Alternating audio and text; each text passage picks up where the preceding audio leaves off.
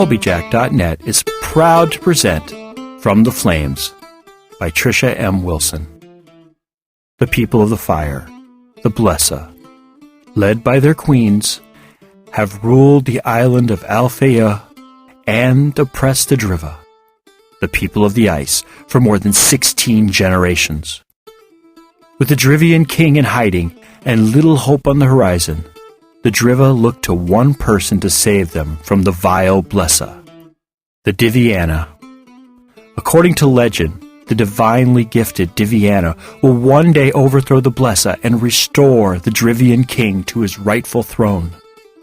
But with the search having lasted for more than 400 years, will the Diviana ever come to light? Willow is the slave of the Raskpil family. Bought at the age of 4, 20 years have passed since her life irrevocably changed. Her existence is no worse than any other slave, but within, Willow wonders if there isn't something more she should be doing with her life other than serving the ungrateful. Ordered to travel with her master's family to Sondertoft, so her master's adult children can take part in an ancient rite of passage, Willow is shocked when she learns that she too must participate. Will she fail, as all before her have?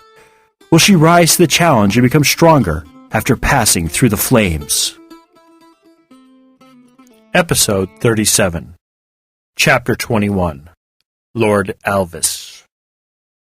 The clang of metal hitting metal woke Willow up. Raising her head slightly from the ground, she groaned. Her head was pounding horribly. Resisting the urge to lay back down and reduce the pounding, she pushed herself up into a sitting position, even as the world around her spun. Without moving her head, only her eyes, she saw metal bars which went from floor to ceiling. She was in a cell, a jail cell, alone. Willow pushed herself back until she hit a wall, and then leaned back against it. She needed to think. What had happened to end her up in a jail cell? Then it hit her, the men attacking them. Hawk and Sigurd being defeated and falling to the ground, someone hitting her in the back of the head, and then nothing. Grasping blindly next to her body for Val, Willow felt nothing but air. Willow looked around for him, but she still couldn't find him. Of course they wouldn't let Val stay with me, she whispered, feeling stupid for not realizing it sooner. Where are the others? Hearing movement from the cell next to hers, she looked through the bars and saw Hawk and Sigurd lying unconscious. Relief filled Willow. She'd been so afraid that they'd been killed. From what she could see, they actually looked unhurt. Hawk! Sig! Wake up! Hawk twitched at the sound of his name and then moaned, bringing up his hands to his head. Hawk! Wake up! He mumbled, lifting his head. Willow! Where are we? Glancing toward the hall to make sure any guards who might be around hadn't heard anything, Willow ignored his question and hissed, Sigurd! Sigurd! Sig, wake up! Hawk said, shoving Sigurd's shoulder harder and harder as the seconds passed. Finally, Sigurd started to move, mumbling, Another 10 minutes. Sigurd, wake up! This isn't the time for sleep. We're in jail! Willow rasped, moving closer to the bars separating them. Jail? Sigurd asked, shaking his head as he sat up. How'd we get here? Those men who attacked us must have brought us here. Don't you remember them? Hawk asked, moving closer to Willow. Oh, yeah, those thugs. I remember. Sorry about that, Sigurd said, also moving toward the bars separating them. How are we going to get out? Willow asked. They took Val. Can't you just use your magic and get us out? Sigurd asked, touching a hand to the back of his head. I don't know, Willow said. I've never done magic without Val. It's time to try, Hawk said. Before he could elaborate, a door opened, and a man came walking toward them. As he approached the two cells, Willow saw it was the leader of the men who had stopped them in town. Good, he grunted, looking at them. you're all awake." "Why are we here?" Willow asked, trying to infuse some strength into her voice. "You're a wanted fugitive, sweetheart," he said in a slimy voice. "You and your little friends. For the three of you, I'm going to get enough silver to live like the queen." "After," another man said, coming out of the shadows, "I speak with them. Remember our deal, Quatic." "Of course, Lord Alvis," he said. "Anything for the queen." "Keep remembering that, Quatic, and remember what happens when one makes Her Majesty or her emissary angry." "Yes, sir. Would never do anything to make her angry, or you," Quatic said, clearing his throat. He said, "Which one do you want to talk to first?" "The girl," Alvis said as he turned to leave the room. "Don't let her get away." "Never," Quatic vowed. Calling in two of his men, he said, "Bring the girl." The door to the cell opened, and the two men entered, moving directly toward Willow. As they approached her, she had a fleeting thought of fighting, but disregarded it quickly. If she fought and lost, they might take out their anger on the other two. She needed to figure out another way to get them out of the situation without fighting. Grabbing her arms and forcing her to her feet, the men dragged her out of the cell and through the door which separated the cells from the rest of the jail. Willow kept her eyes open for a way out of the building, but she was barely able to glimpse even a shard of sunlight before the men holding her dragged her into a room and shoved her into a chair. The guards left the room, leaving Willow alone with the Queen's man. Standing with his back to a small window, he stared at Willow with unabashed curiosity. "So, you're the girl Queen Silverun has heard so much about. She's going to be so disappointed when she learns how easily you were captured." "You surprised us," Willow said. "It won't happen again."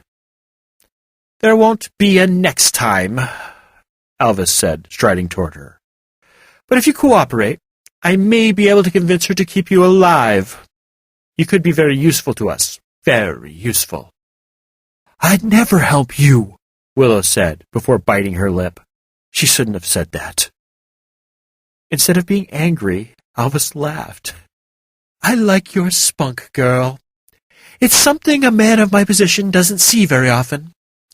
Most of the time, everyone's so accommodating. But you, I can tell you won't be." Alvis sat down in the only other chair in the room. They were now facing each other, with a couple arm lengths between them. "To keep your friends alive, you will tell me everything you know about the sacred objects. What they are, where they can be found, and what powers they possess. Failure to do so will end with your companions being beaten and slowly killed. Lie to me, and they shall receive the same treatment. Only the truth will keep you all alive and in reasonably good health."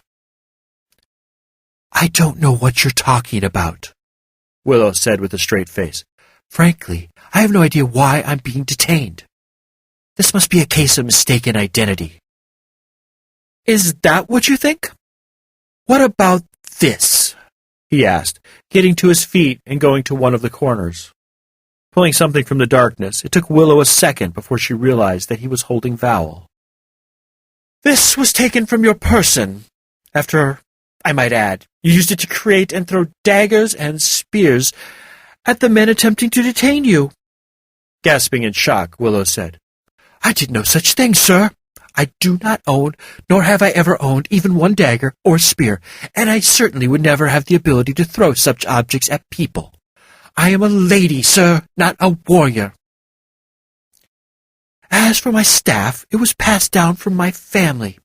I use it for protection against those trying to harm me, like those ruffians who attacked me and my friends." "And it has no magical powers?" Alvis asked, passing the staff from one hand to another. "No, it does not. What an idea! A staff having magical powers!" Willow said, chuckling slightly. "Then kindly explain how it is unscathed from today's fight," Alvis said, his eyes gleaming. "What? What do you mean?" Willow asked, confused for the first time since the conversation had started. You used this to defend against my men's swords, did you not? Yes, she answered slowly, still not sure where he was going. Then why are there no marks from where said swords must have struck, or breaks in the staff's wood, or even some splintering detectable by the eye or hand? How is it that this staff wasn't shattered or split in two by one of the numerous blows it received? I don't know, Willow said. Perhaps it is made of stronger wood than the common staff. Maybe, or maybe it contains powers. Why don't you put to rest this farce and show me how you created those daggers?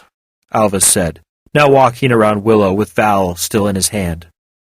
Again, sir, I must say that I have no idea what you are talking about. Only blacksmiths and others learned in metalworking can create daggers, and even then, it takes more than a minute. How could you expect me, a woman with no knowledge of how to mold or create with metal or steel, to create a dagger out of thin air when the most learned of men on the island cannot? Willow asked. Because you possess magic that those men do not, Alvis hissed in her ear. Do I? I have no knowledge of this magic you speak of. Don't you? Alvis asked in a bored voice. Putting Val in the corner, he turned to Willow and said, What a pity. Perhaps you need some persuading to remember the magic, amongst other things. Quatek! Yes, my lord? He asked, appearing in the doorway. Bring her back to her cell, and bring one of the men, the black-haired one, to the private holding room. Also, I am in need of your strongest man, the one who packs the hardest punch, and a very, very dull knife. Yes, sir, Quatek responded. The two guards came back into the room and grabbed Willow, again dragging her from the room. They just reached the doorway when she heard Alvis say, You can stop his pain whenever you want by calling the guards. They'll let me know you want to cooperate. Willow didn't even acknowledge his words as the men dragged her away.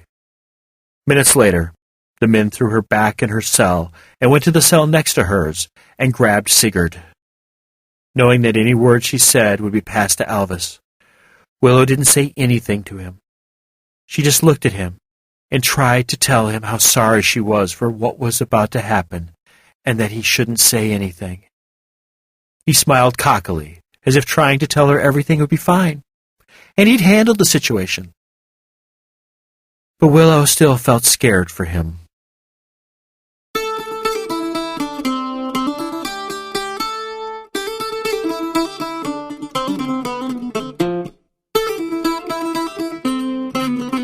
You have been listening to From the Flames by Trisha M. Wilson.